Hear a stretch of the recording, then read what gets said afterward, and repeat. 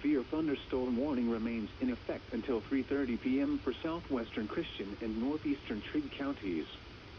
At 3:09 p.m., an area of strong to severe thunderstorms was located between Cadiz and Gracie, moving northwest at 20 miles per hour.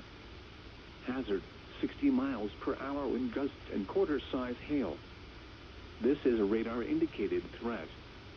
Impact, hail damage to vehicles is possible, along with wind damage to roofs, siding, and trees. Locations impacted include Cadiz, Gracie, and Cerulean, as well as the I-24 corridor in Trigg County. Repeating, a severe thunderstorm warning remains in effect until 3:30 p.m. for the following counties in Kentucky, Christian, and Trigg.